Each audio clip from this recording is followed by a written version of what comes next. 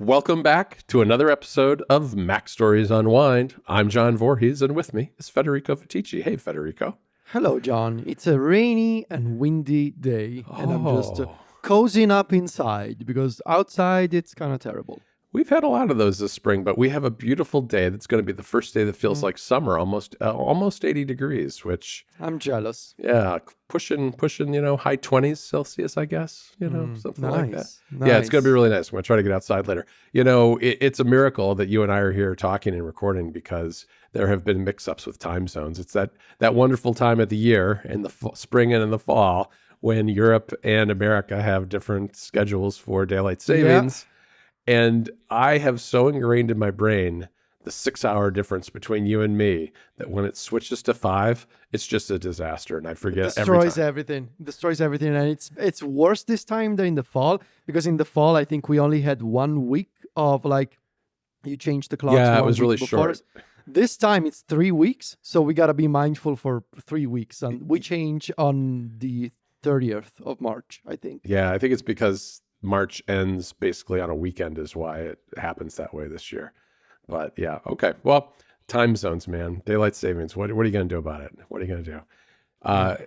For our Unplugged segment today, I suggested something that is related to something I was thinking about the other day, because I wanted to talk a little bit about how we avoid getting caught up in kind of the echo chamber of the Apple community and how we try to avoid that. Because one of the thing that spurred this for me was that the other day I wrote about the iPhone 16e. And I think my take was a little bit different than a lot of the takes out there, which is I really like the 16e. I bought it just as a camera for my video recording setup that we're using for podcasts. But I was really impressed with it when I opened it up and started using it. Now, my use of it is going to necessarily be very limited. I don't have a cell plan with it. I've just got it hooked up right now into a camera setup. But I really love the idea that I've got a portable video camera and still camera like that. And I was thinking about it, and somebody on I think it was on Blue Sky commented, "Oh, I really like this story because it's just not another one of these tech reporter stories that says this is a boring update." And I get where people come from when they say it's a boring update. It is a boring update to me in some respects, because I don't mean to make this too much about my review, but it is boring in the sense that there's nothing new or exciting about the phone. To me, what was new and exciting about it is what was left out, which is really what was the focus of the story. And I found it a little hard to write because, I tend to agree with some of those takes on the 16e that it's not exciting, not from a tech journalist standpoint. It's not a particularly interesting piece of hardware, but it's not the same as saying it's not a good phone for a lot of people. And so I try to put myself in the shoes of people who maybe don't care about their phones that much, that just want the basics, but they also want an iPhone, because, the other thing you can always say is, oh, just buy a $300 Android phone, which is totally valid response if you're into Android. But some people, they just want an iPhone and they want a cheap iPhone. And if you want a new iPhone that's cheap, that's, this year's model, the 16e is it. And it got me to thinking about how do we stay out of the echo chamber and have opinions that don't always cut in the same direction as some of our colleagues elsewhere. And I know you think about this a lot too, so I thought we could talk about it a little bit here. Yeah, I have a lot of thoughts. I know you do. I know you about do. this.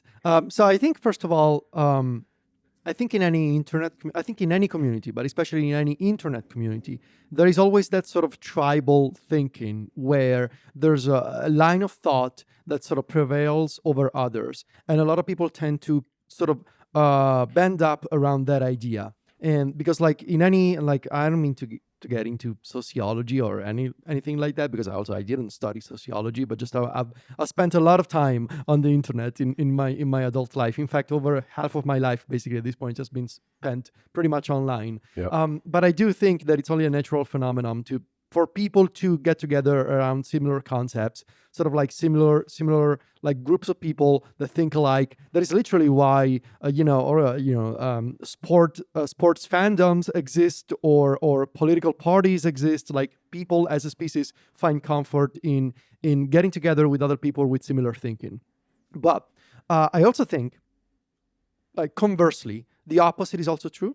A lot of people, especially on the internet, find their niche in being the contrarians, Mm, and build businesses sometimes, or social personas around being the person with the opposite view.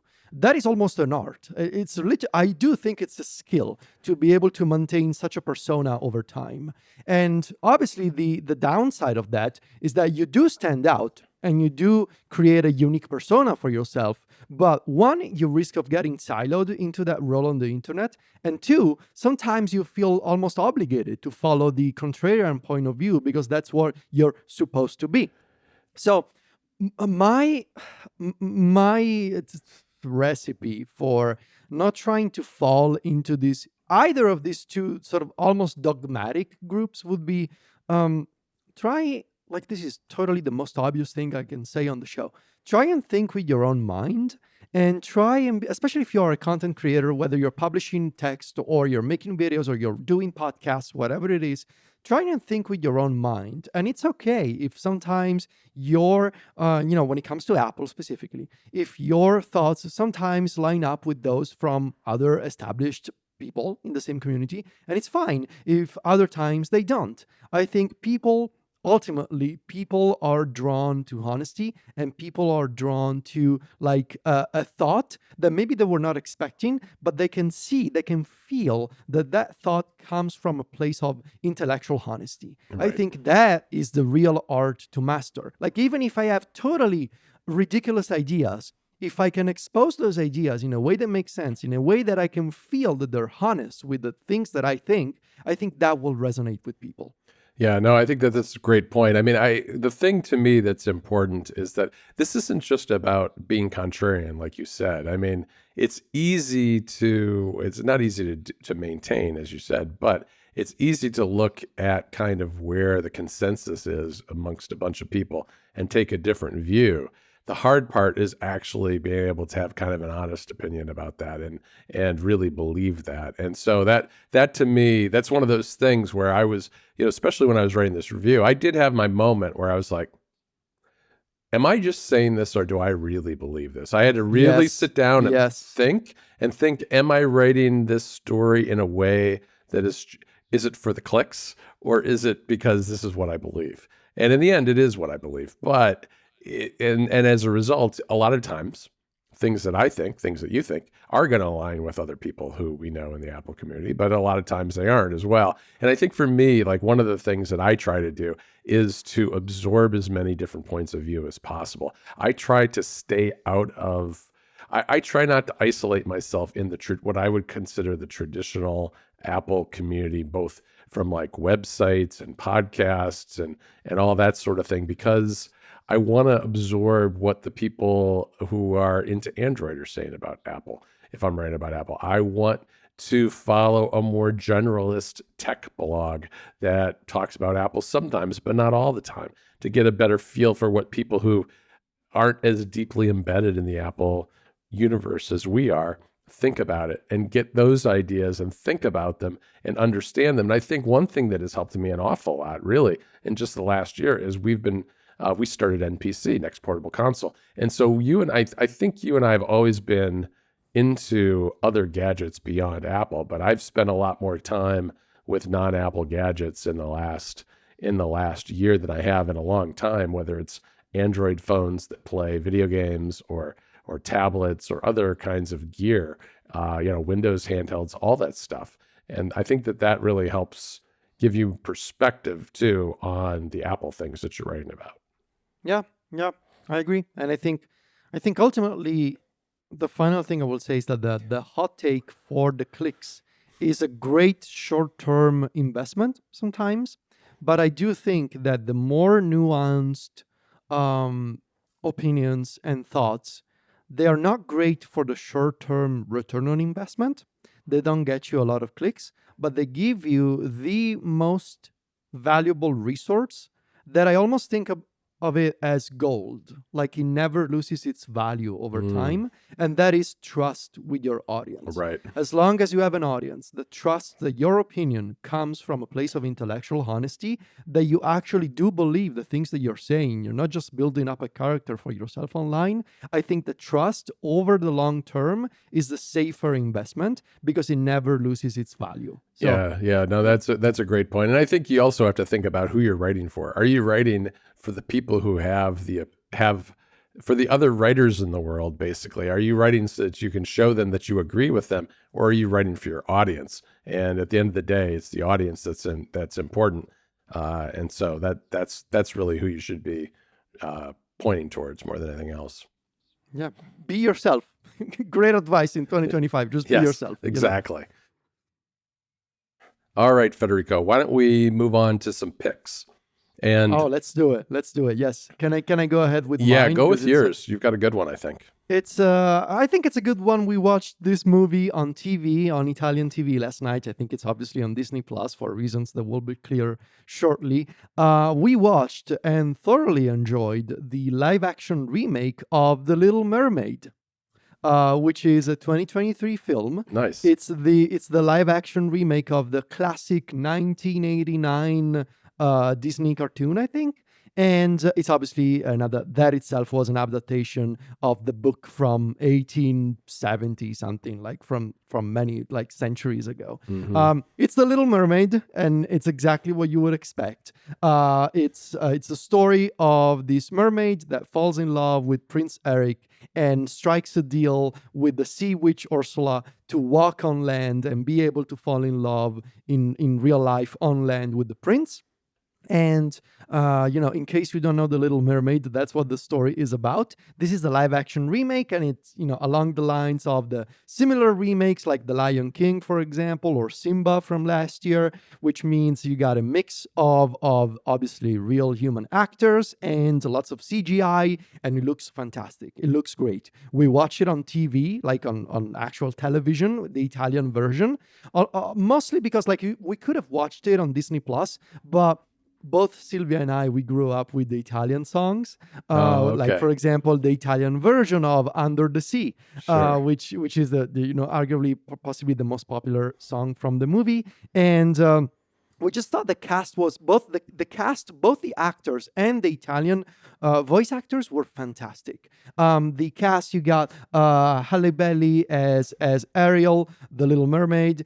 You have Melissa McCarthy as Ursula, the Sea Witch. She's just incredible in that role. But the Italian voice actors were equally impressive, and especially I would call out the voice actor for the crab, Sebastian. Oh, yeah. It's initially like I thought, oh, this actor like such a great range, both when they're talking as the crab, but also when they're singing. And I had to, so I searched Google and was like, I did a double take because Sebastian was voiced by popular Italian singer and rapper Mahmood. Is incredible. Like he's got this. Mahmood is very popular in Italy. One of the most famous Italian singers for the past decade, won the Sanremo Music Festival, which is the music Oh, festival yeah. that gives you access to Eurovision. Mahmood won a bunch of times, I think 2 times probably. He's got this very unique voice. And as Sebastian singing the Italian rendition of Under the Sea, it was just incredible. So I think this movie is on Disney Plus, and also I should mention there are both adaptations of the original songs, but also brand new compositions contributed by Lin-Manuel Miranda. Oh. So really great movie, really fun time. If you can watch it on Disney Plus, go watch it. You're gonna have a great time with the family. It's a great movie for kids. Yeah, that sounds really good. I have not seen the live action version. Obviously, I've seen the cartoon Yeah. many years ago for many times too. All right, I have an album for you this week, Federico. This is The Alchemist Gold Edition by Grace Enger.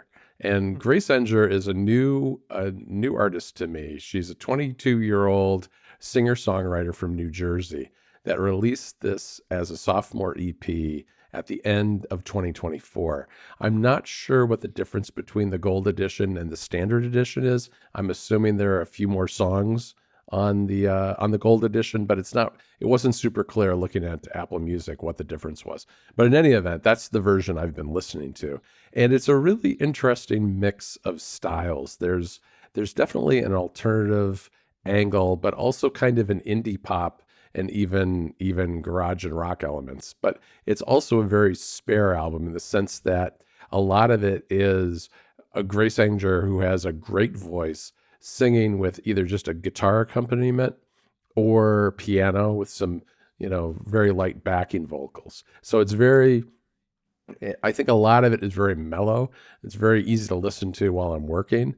And the reason it's called The Alchemist is an interesting one because she's writing based on, pain in her life, whether it was relationships and breakups or mental health issues.